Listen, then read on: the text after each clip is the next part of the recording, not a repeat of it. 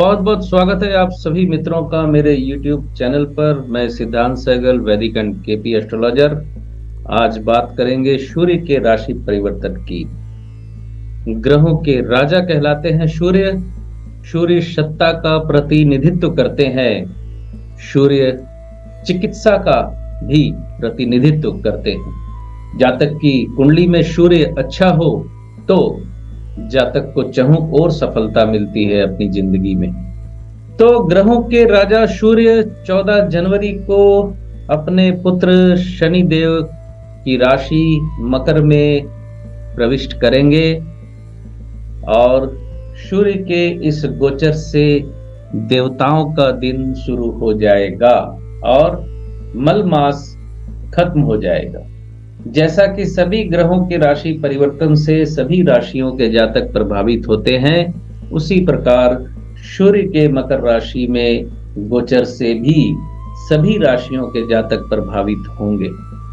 और मकर राशि में सूर्य का राशि परिवर्तन हमारे हिंदू शास्त्र में काफी शुभ और प्रभावशाली बताया जाता है, क्योंकि आज मकर संक्रांति है, क्योंकि 14 जनवरी को मकर संक्रांति होगी। मकर संक्रांति में आप कई प्रकार के उपाय कर सकते हैं।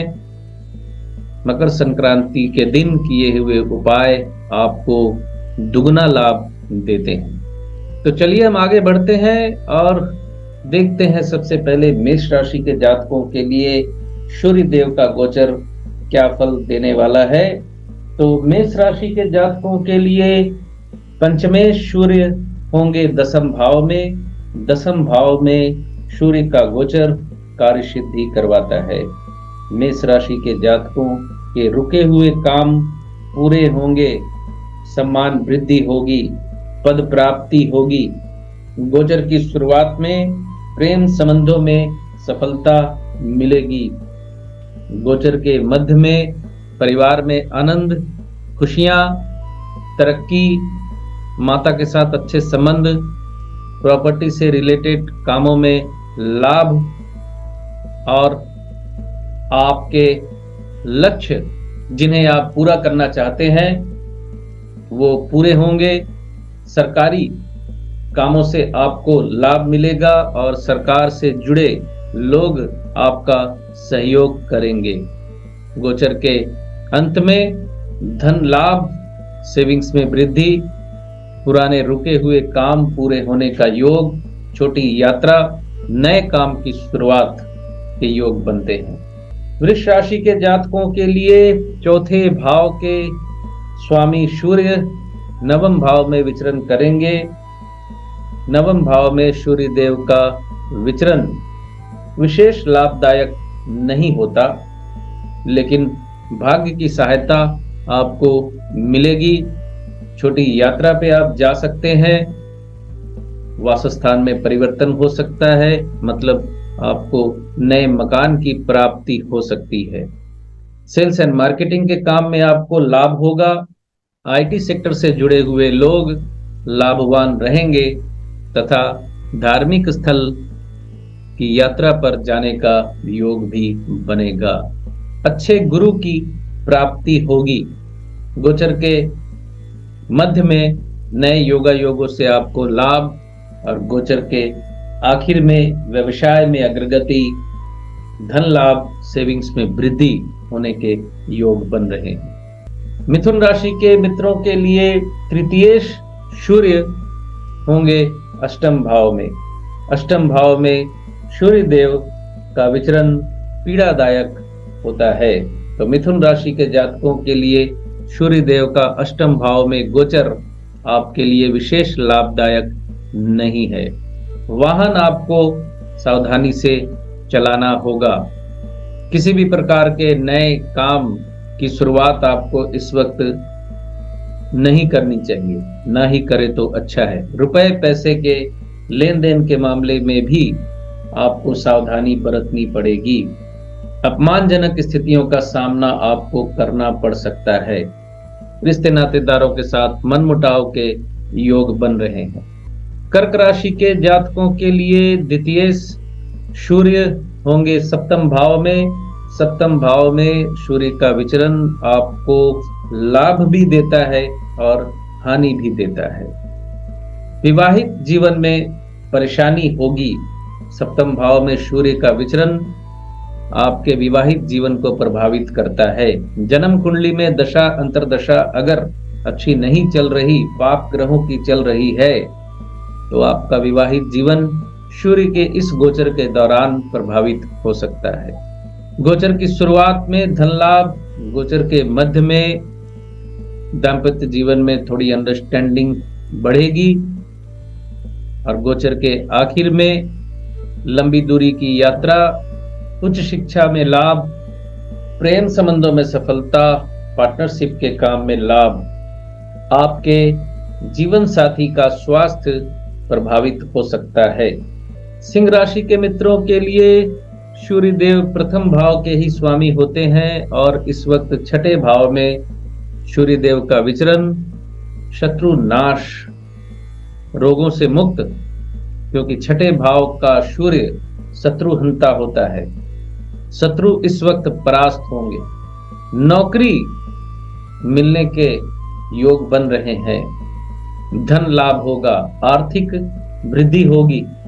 गोचर की शुरुआत में सम्मान वृद्धि, गोचर के मध्य में दाम्पत्य जीवन में अलगाव और गोचर के आखिर में धन प्राप्ति, नौकरी की प्राप्ति, उच्च शिक्षा में सफलता, सम्मान प्राप्ति के योग बन रहे हैं। कन्या राशि के जातकों के लिए द्वादशेश सूर्य पंचम स्थान पे विचरण करेंगे। पंचम स्थान में सूर्य का विचरण आर्थिक हानि और निर्धनता देता है।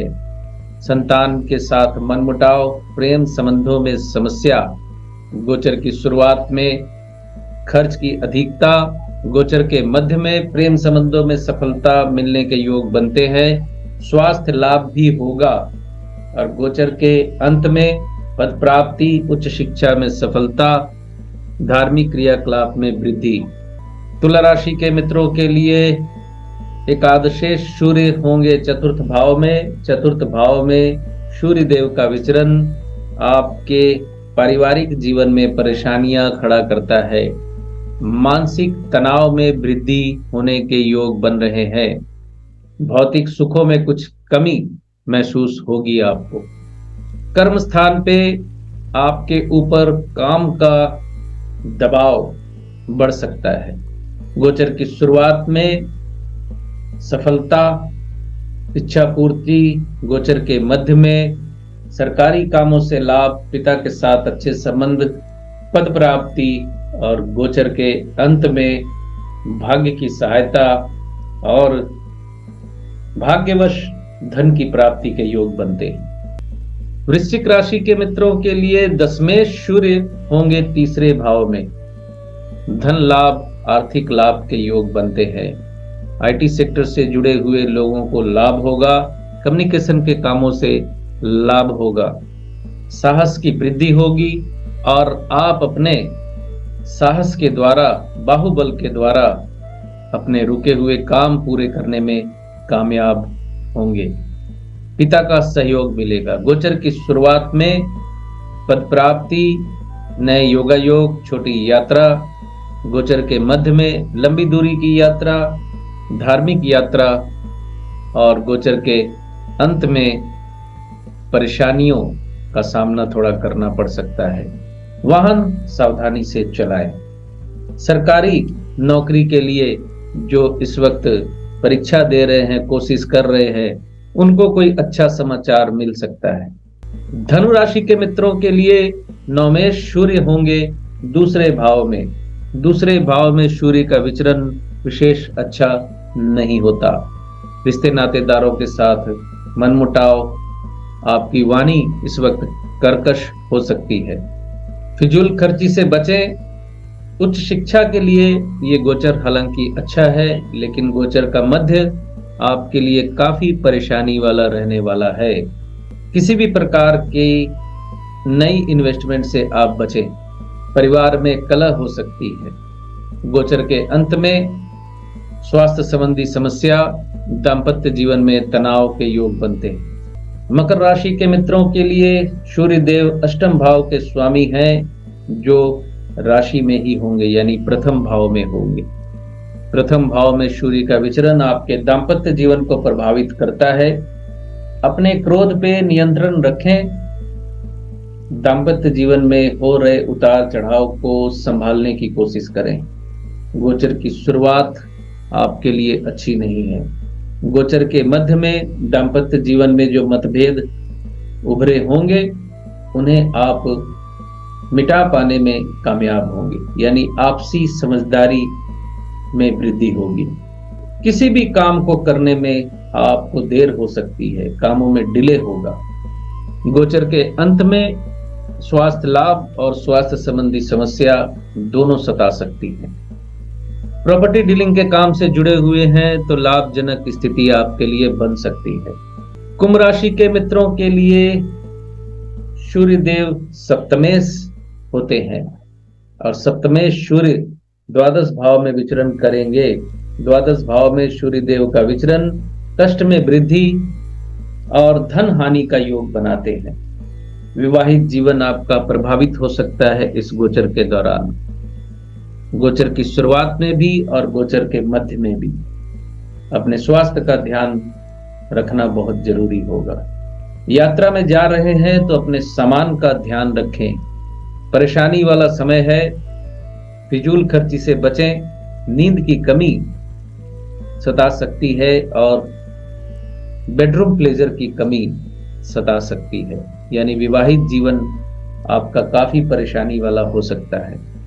मीन राशि के मित्रों के लिए सूर्य देव है षष्ठेश और सूर्य देव का विचरण होगा एकादश भाव में। एकादश भाव में सूर्य देव का विचरण आर्थिक लाभ, लोन की प्राप्ति, नौकरी की प्राप्ति, कार्य सिद्धि, यात्राओं से लाभ, मित्रों से फायदा, सरकारी अधिकारियों से आपको मदद मिलेगी। गोचर की शुरुआत में काम की प्राप्ति यानी नौकरी की प्राप्ति के योग बनते हैं। गोचर के मध्य में प्रेम संबंधों में सफलता, शेयर मार्केट से लाभ और गोचर के अंत में कम्युनिकेशन के कामों से लाभ, प्रॉपर्टी डीलिंग के काम से लाभ, उच्च शिक्षा में सफलता के योग बनेंगे। प्रतियोगिता मूलक परीक्षाओं में सफलता मिलेगी। मकर संक्रांति उपायों के लिए बहुत ही अच्छा दिन होता है।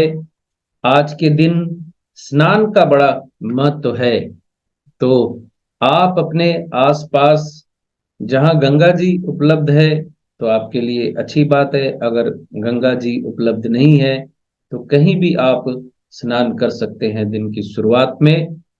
मकर संक्रांति के दिन खिचड़ी खाने का भी बड़ा महत्व है। कहते हैं खिचड़ी खाने से शुभता बढ़ती है। तिल के लड्डू खाना, तिल गुड़ से बनी हुई मिठाइयां खाना और तिल का दान करना बहुत महत्वपूर्ण होता है। मकर संक्रांति के दिन किया गया दान जीवन में सुख, समृद्धि और खुशियां लाता है। तो ये था सूर्य के गोचर का फल। बहुत बहुत धन्यवाद आप सभी का जुड़े रहने के लिए। खुश रहिए, स्वस्थ रहिए।